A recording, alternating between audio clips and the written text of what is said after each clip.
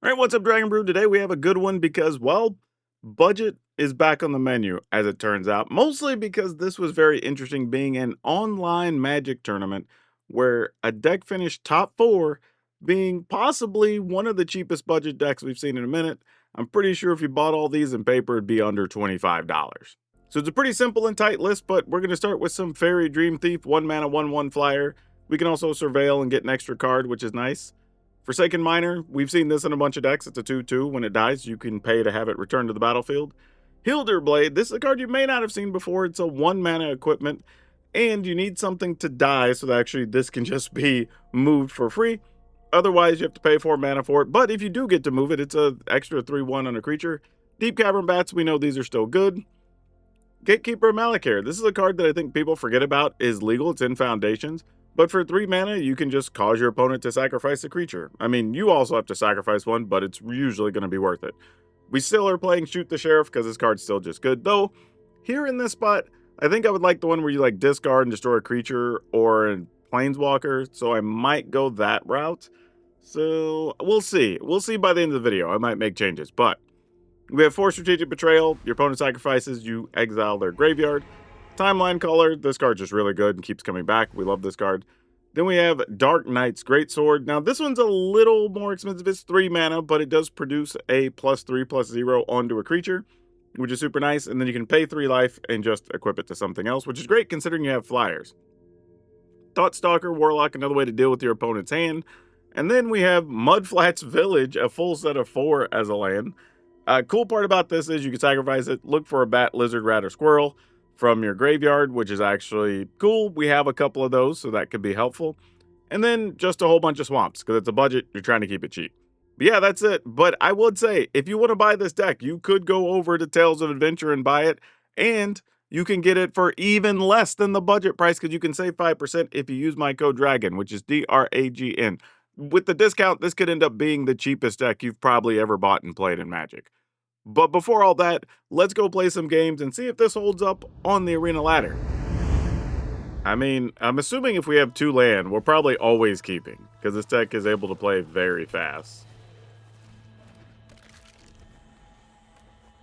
And the only reason I was thinking about swapping out the Shoot the Sheriff is there are situations where stuff comes up and it just sucks that you can't actually kill the thing you want to kill. What is this? Makes us discard 2, blah, blah, blah. You can have Caretaker's Talents. Yeah, sure. We'll take this thing. I mean, admittedly, probably should have taken Caretaker's Talent because it's not like Ketramos can block anyway. But it is what it is. We'll go ahead and play Hasty Duder. Just for full price. And a Miner. And we're going to attack. All right, opponent's at 13.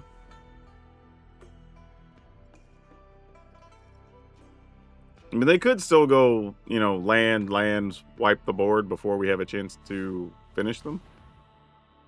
Well, we do have cards. I mean, our Shoot the Sheriff's pretty weak.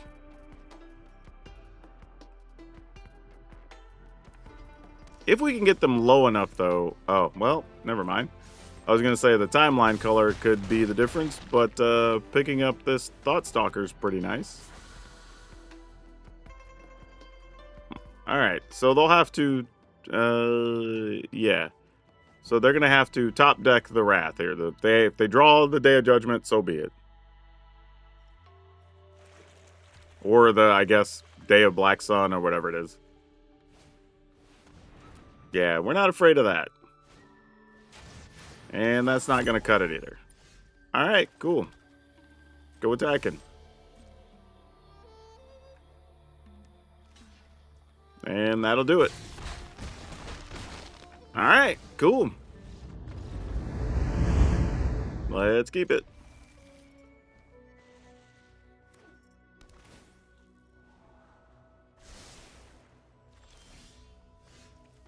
Oh boy. Sure. We'll attack for 2. Why not?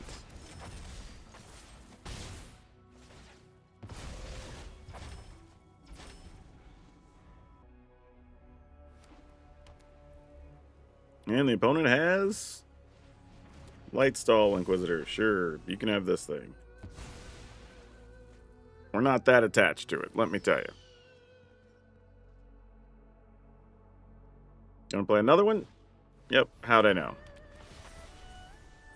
Sure.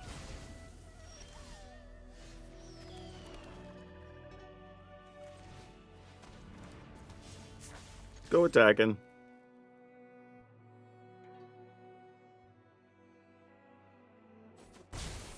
Alright.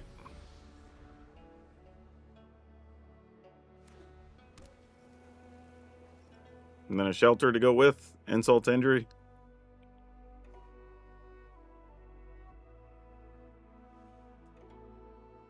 Maybe? I mean, they might just blink it to try to cost us another card. I could see that being a thing, too.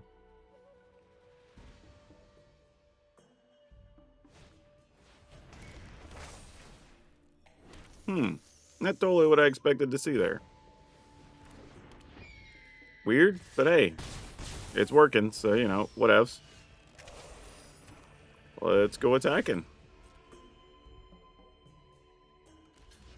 I would gladly make that exchange, let me tell you.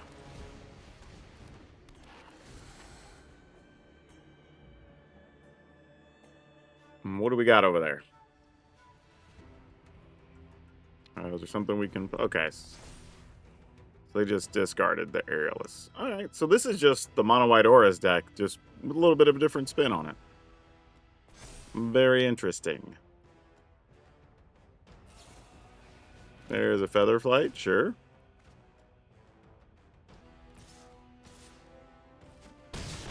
Yep, that makes sense. Well, seeing as how the opponent didn't play anything, we kind of know what the situation is, unfortunately.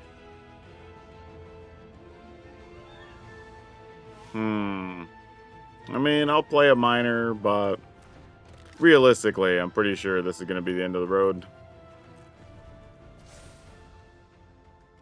Like, obviously, we try to target. Oh, they didn't have the save card for it. Wow. How sick. The way that turn ended, I would have almost bet any amount of money they had a protection spell for it, but they did not, so cool. Losing the minor to the Seam Rip's okay, I guess. That's not the end of the world. That's more concerning, because that only gives us a couple of turns. Oh, this was the best thing, so now I was just about to say our Strategic Betrayal does nothing, but now it's the best card possible. Sick.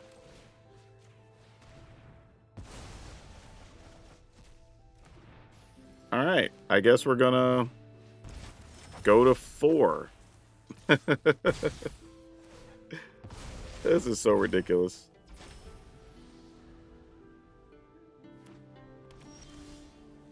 Alright.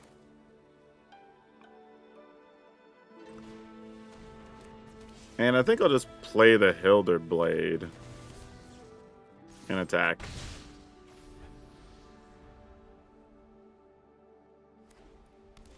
Alright, this is the slow march for the comeback. Opponent's at 14.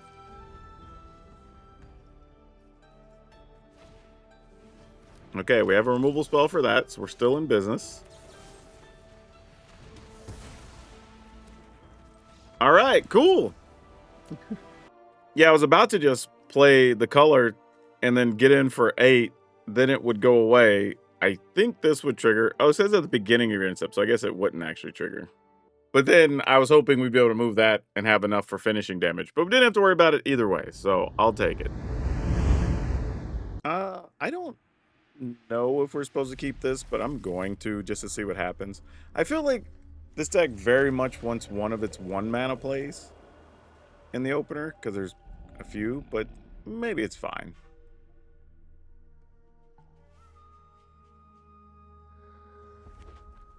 Alright, well, we didn't get too punished here, right?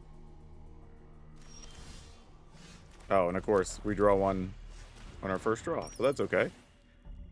What are we dealing with? Ooh, Day of Judgments. Oh, is this a weird Reanimator pile type thing? You don't even have white. I guess technically you could get white mana. Alright, I guess we'll take Day of Judgment. That's going to be the most problematic thing.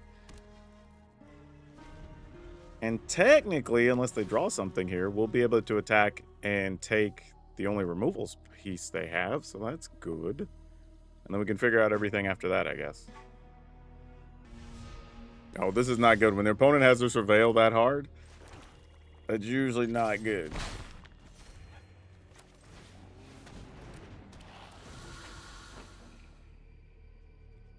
Zombify. So now we don't want them to discard the Carnosaur. Actually, I guess if we make them discard a Carnosaur, worst case scenario, they just zombify it, then we have to deal with it. But sure. It's better than it being in their hand. That's the thing. Oh, I mean, that being said, we have the Deep Cavern Bat, so we could technically take the Zombify, I guess. I mean, ultimately, if they get the other Deep Cavern Bat, they get the Day of Judgment, right? That's the real issue. The opponent might be thinking about that.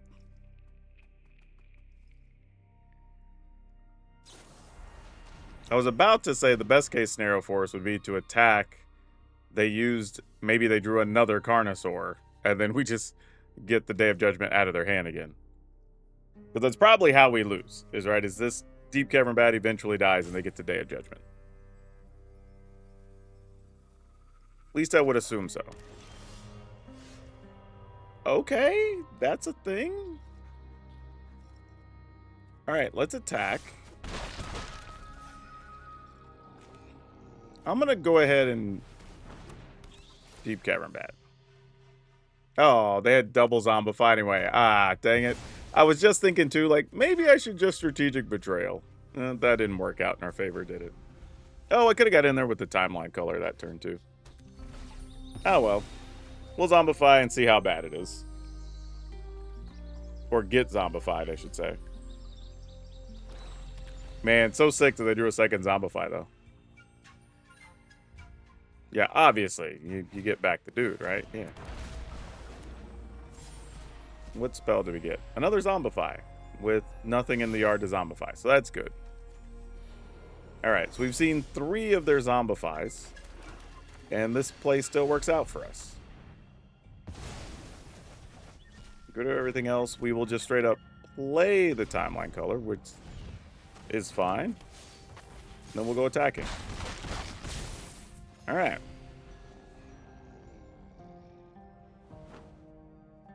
They still only have 1 white mana, actually.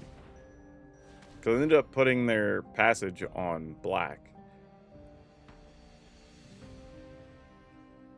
We're getting really close to where even if stuff got swept, we'd be able to attack with colors and win. But we got to get 1 or 2 more attacks in here. So I can discard, look for something to reanimate. Yeah, you discard, draw 2. Oh, did they think it was one that dealt damage or something? Because they did it and then highlighted our stuff like they wanted to target. And interesting.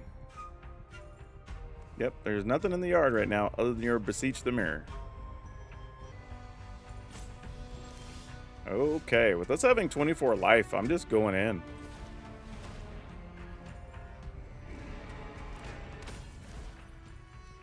Job select. I am going to move this to the one with the Zombify. So if they want to kill something, they will target the one with the Zombify, not the one with the Day of Judgment.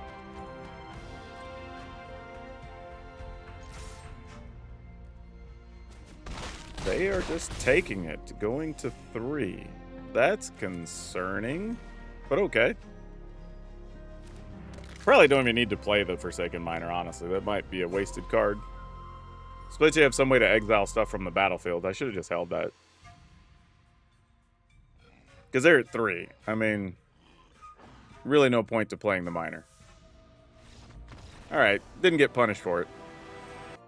Yeah, this game really was all about the Strategic Betrayal and the Deep Cavern Bats doing all the work. Everybody else was just kind of along for the ride. Okay, this seems like a pretty easy keep. Nothing too surprising.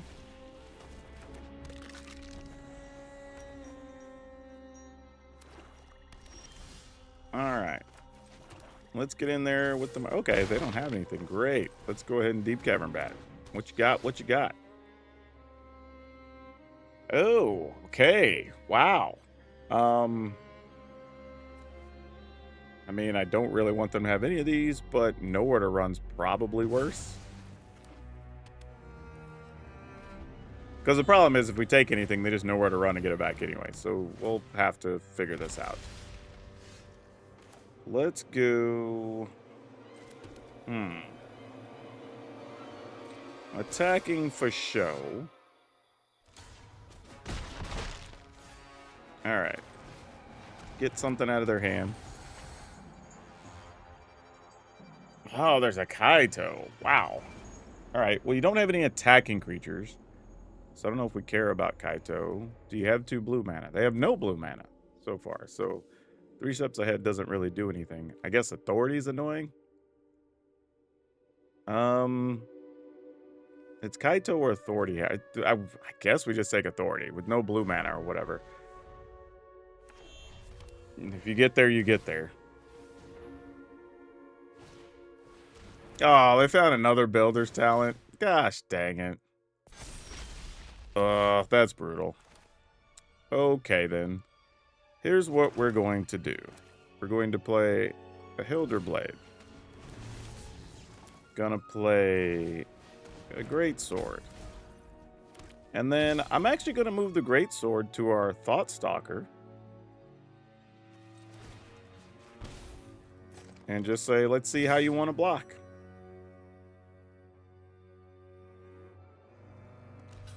Sounds good to me.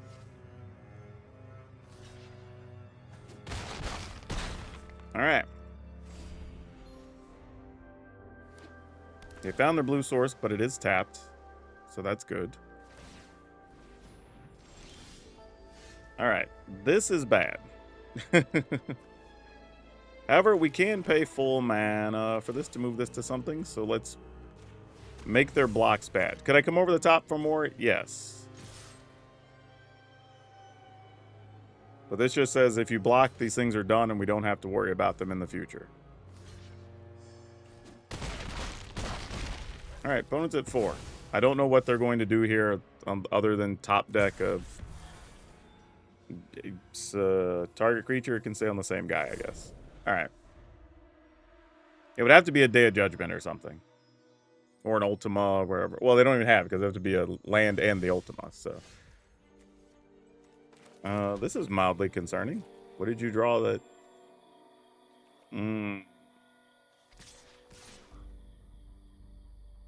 I'm just thinking, is it possible they had like an Aetherize? Can you copy something with this? I guess you could copy your creature. Yeah, alright, sure. If you got it, you got it. I'm your Huckleberry. We'll just recast everything. Wasn't attacking with the token, like, just in case.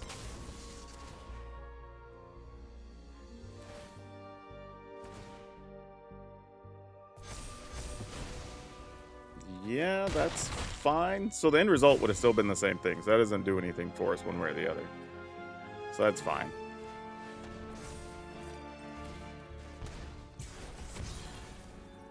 Alright. Oh, I forgot. I was going to have to put it on for free anyway. But it's neither here nor there. Aang's Iceberg. Good hit.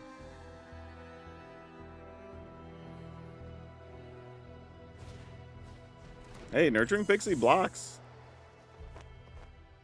I mean, that's a thing. It's not nothing. I mean, you just play it, right?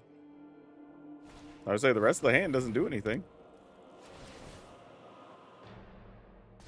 Alright, just got to find a removal spell for the Pixie. Can we do it? We cannot. So that's... unfortunate. I don't have anything in the yard, so we just have to wait. Alright.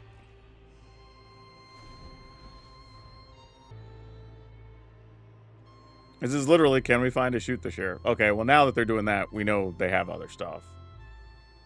Here comes the Kaito, gonna lock our creature down. Yep.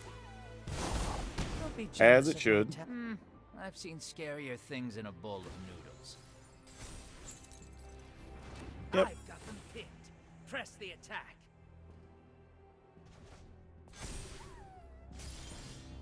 Interesting. Well, all we're doing is drawing land now. Yeah. We're stuck. This is super sad.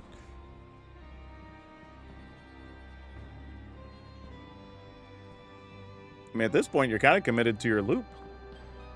I'm a little surprised they didn't just leave Kaito in play. Okay, now they're just going to hard cast Kaito. All right. Slim chances just make victory that much sweeter. Makes sense. And now they have double blue available, so that should be the beginning of the end. Even if we have the removal, yeah, don't see how this is going to work out in our favor. Pass the turn.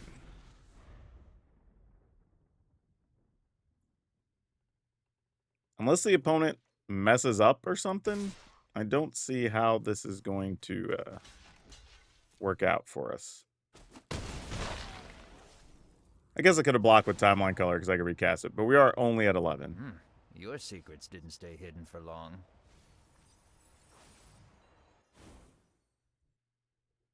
And then... Ooh, if they mess up and cast Day of Judgment, I can say we could still win. That would be crazy.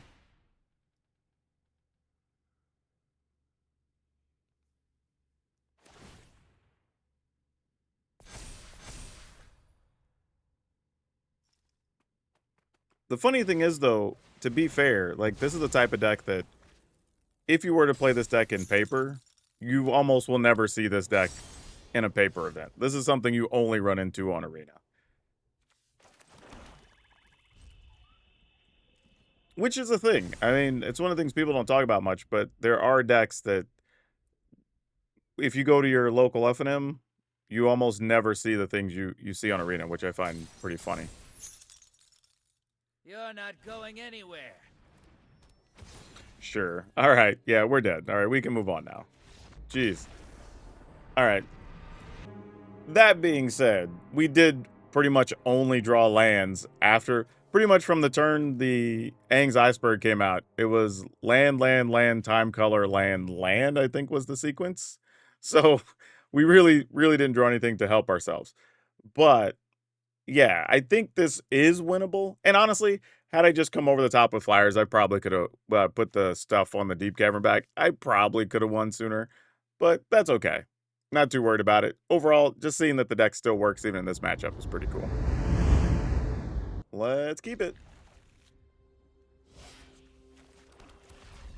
Get in there. What's funny is Timeline Color was like a super hot card for a minute, and now you rarely see people play with it.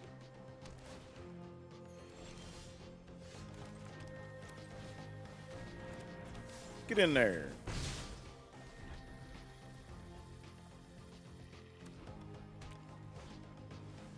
One has a Keta Cake. Yeah, these are the matchups that you just don't really want to play against in general, but meh. Alright, we'll attack. They are blocking. Fair.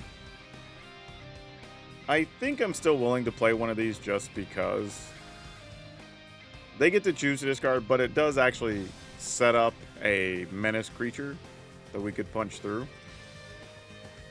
I would probably hold it if we had another land in hand already, because then I could have guaranteed color punching through and whatever, but just not at that scenario. Perilous Snare, you got it. So this like a weird synthesizer pile? I don't know, but we're gonna see what's left in your hand. Repurposing Bay, we don't want you to have. Moonlight Meditation, nah. First time you create one or more tokens.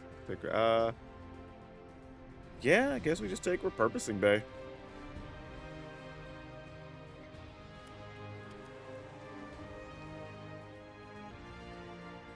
I mean, they can't always copy one of their artifacts.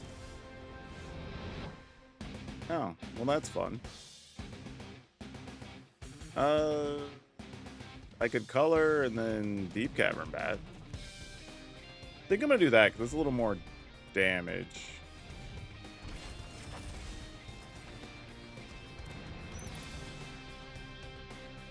take that 3 steps ahead.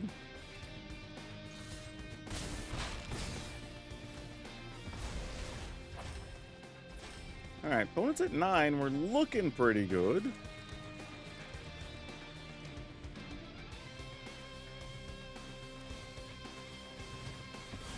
Yep.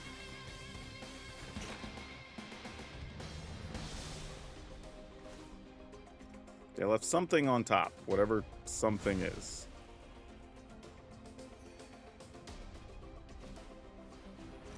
Alright. Let's go attacking.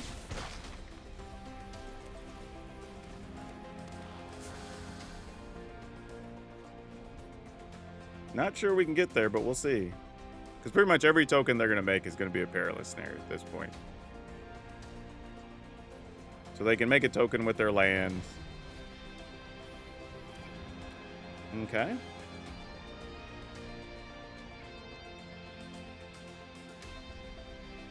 I mean, if all they do is get rid of the Foundry to go get a Synthesizer, that's game, right? So they have to be going to get another snare or something. Yeah, I was going to say, because you can see the timeline color. So that's not a shocker. All right, well, attack for 6, I suppose. Opponent's at 2, and they can make another snare. But then at this point, I think that's all that happens. Yeah, okay, cool. Oh, wow, I think this is the first time we've drawn Gatekeeper or Malakir in this video. I want to risk it for the biscuit, but we're just going to mulligan. That's a little too much even for me.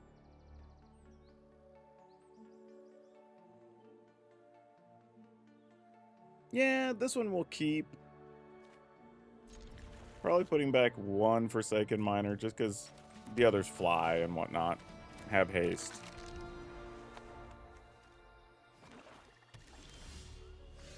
Okay, let's play the Hildeblade. And then we'll Surveil. I don't mind that, because I have no removal otherwise, so that can stay up there. Plus, being able to play color and strategic betrayal is kind of nice.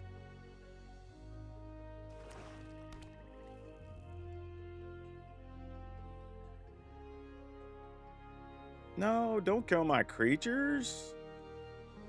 You're supposed to play a creature of your own. Oh, we're doing those shenanigans. Okay, then. Well, we can wait one more turn on the strategic betrayal, right? I mean, barring us having to discard it or something, but those decks don't generally play discard, so I think I'm willing to take that risk.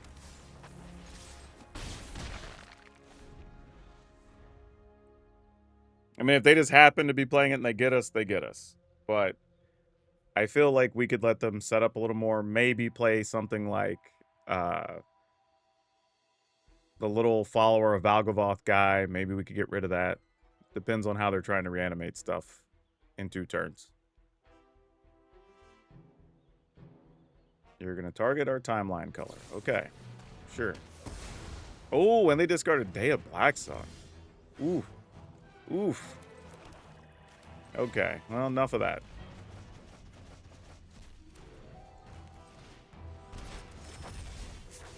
Get in there.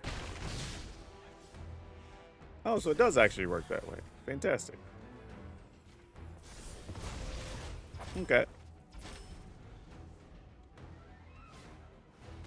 Iron Crag, sweet. Also not a bad card to have here.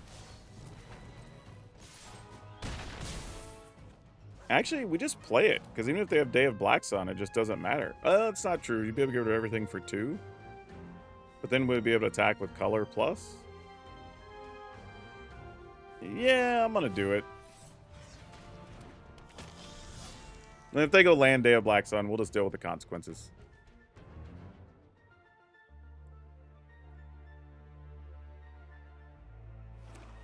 Alright, here it is. So I'm assuming you discarded 1 just because you had another one, right? So now we're going to have to top deck a land. Yep. Come on. Oh, or that works too. I was hoping for a land so I could play my guy and then equip it, but didn't matter. Hasty dudes for the wind after a sweeper. Still get the job done. Obviously, we're going to keep this. Okay. Let's start with the Dream Thief. Oh, yeah. That can stay. Sure. What's funny is when you see Izzet, you just have no clue. It could be 4 different versions or whatever right now. So I want to peek and see what we're working up in. Whoa. Whoa. Oh, are you trying? Oh, you're trying to storm out a bunch of stuff. Interesting. All right, I guess we just take that. That's the most problematic card, I guess. This is really interesting. I don't know what's going on the opponent's side. All right, let's try to do some silly things. We would like to play another Dream Thief.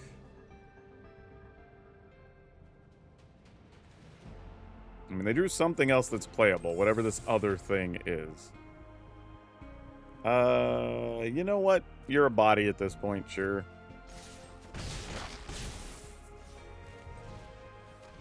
Hold the blade.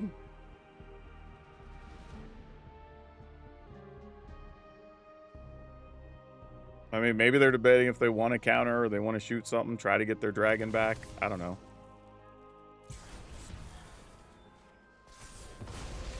All right, nothing? Weird. I don't know what those stops were for. All right, well, we're going attacking. Do you have the Z counter? Because if you're going to counter something, this guy's one you want to counter. Now, I assume you kind of have to, right? Okay, there you go. That makes sense. I was like, what are we doing?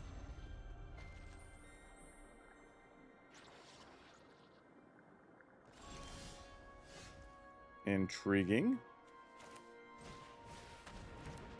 No counter again? Huh. Alright, cool. That works. Alright, this is a reasonable keep. Nothing to be too concerned about. And an Izzet land. What does that equal? Let's find out.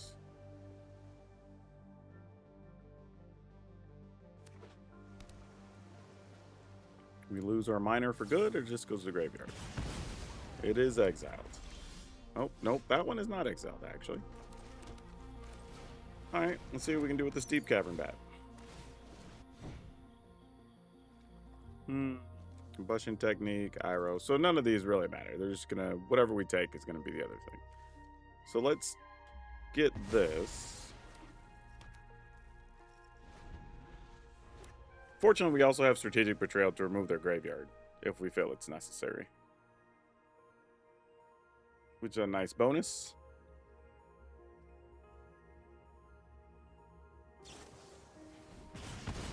Yep, you got it. They drew another one. Wow, okay. Well, I guess if they just have all the removal, they have all the removal. So be it. Let's play...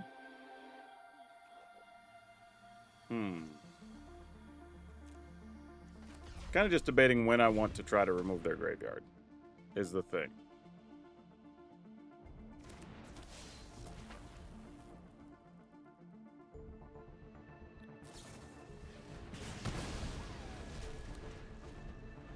All right.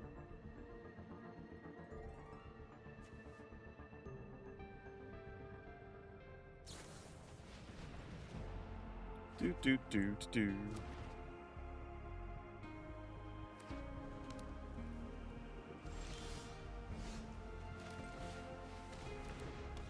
Just want to see what else they have.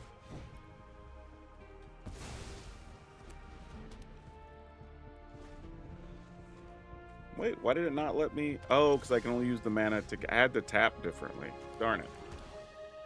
That's a thing to note. Huh. At some point, it will be the right time to remove their graveyard. I just don't know when that right time is. So let's just attack.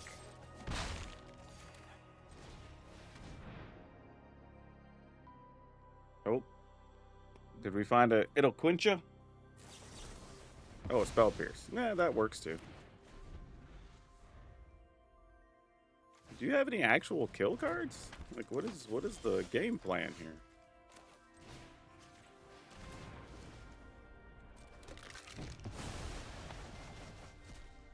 Okay.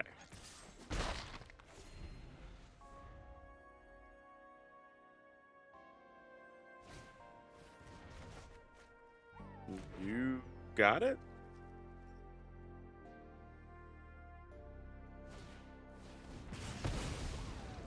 I mean, it does slow us a turn down, so they buy a turn, effectively. I mean, we know they have a land, but it does let us get our miner back, and we'll go ahead and play Dream Thief. Sure, I'll keep it. It's better than having another land show up on top. We could also get back a bat. That could be a thing. Let's attack first.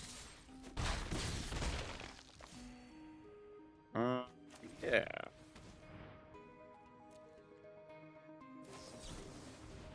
Sure, why not? I'll pay for it. I mean, holding up against Izzet after we removed all of our creatures early is pretty impressive. Opponent's at 8. I will go ahead and play an additional creature just so if they get one removal spell. Sure.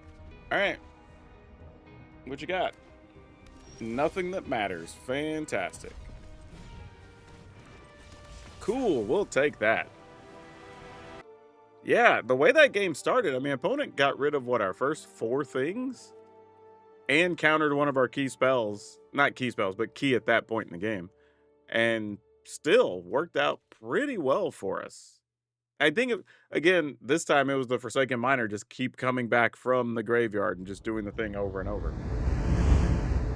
Okay, considering how well this deck performed, what I'm about to say is going to sound probably a little bit crazy.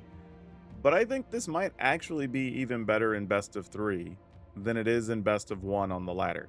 And the reason is that, and I think I said it somewhere in the video, but there are some decks you're going to run into in best of 1 that just don't hold up in best of 3.